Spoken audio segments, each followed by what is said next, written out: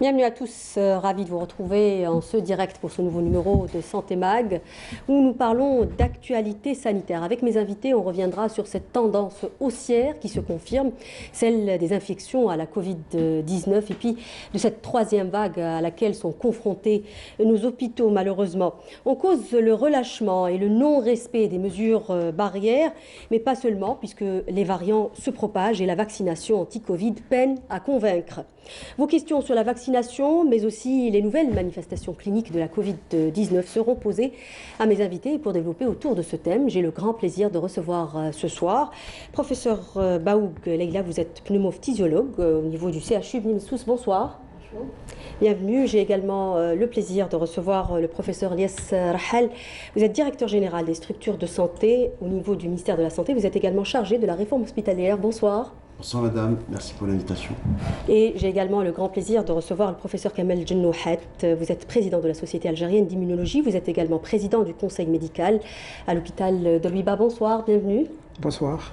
Bienvenue à vous tous dans cette émission qui revient sur cette actualité brûlante, j'ai envie de dire, puisqu'aujourd'hui les chiffres officiels donnent quelque chose comme 500 contaminations par jour et une dizaine de décès, mais nous savons très bien que la réalité des choses c'est un peu plus ou beaucoup plus que ces chiffres, puisque ces chiffres ne reflètent que les personnes testées à la RT-PCR. Les échos que nous avons, en tout cas des hôpitaux, évoquent une reprise de la pandémie. Est-ce qu'on est aujourd'hui clairement devant la troisième vague, professeur Djennouhat ? Merci beaucoup pour cette question très pertinente. J'aimerais bien vous donner une petite historique de la pandémie en Algérie. Donc, si vous vous rappelez, après la deuxième vague, il y avait cette tendance baissière qui a duré presque 4 mois. Donc de janvier jusqu'à avril. La troisième vague, elle a commencé en mi-avril. En mi-avril, on a constaté qu'il y avait une petite hausse. C'est une hausse, mais ça a atteint un certain plateau, si vous vous rappelez, ça fait 1 mois et demi ou 2 mois, quelque chose comme ça. On oscille entre les 200 et les 350. Donc c'est le variant britannique et les autres variants qui n'ont pas pu augmenter cette courbe d'une manière exponentielle. Donc il y avait une résistance en face de ce variant.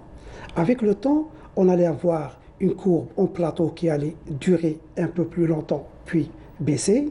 Mais malheureusement, avec l'arrivée de variant Delta, et vous le savez très bien, l'Institut Pasteur, ça fait presque 1 mois qu'elle a communiqué la présence de variant Delta en Algérie. Et le variant on est en train de subir... pour ceux qui ne savent pas ce que c'est que le variant Delta. Delta, c'est l'Indien. L'Indien, plutôt, oui.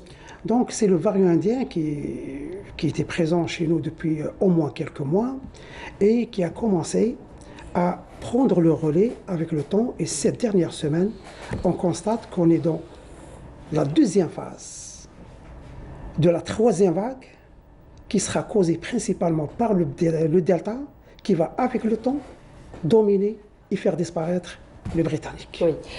Professeur Baoug, c'est à peu près la même question, mais puisque vous êtes une personne qui est sur le terrain, dites-nous un peu quel est le taux d'occupation aujourd'hui à Ibn Mensous par exemple, et quelle est la part des malades admis en réanimation. Est-ce que la situation est grave ?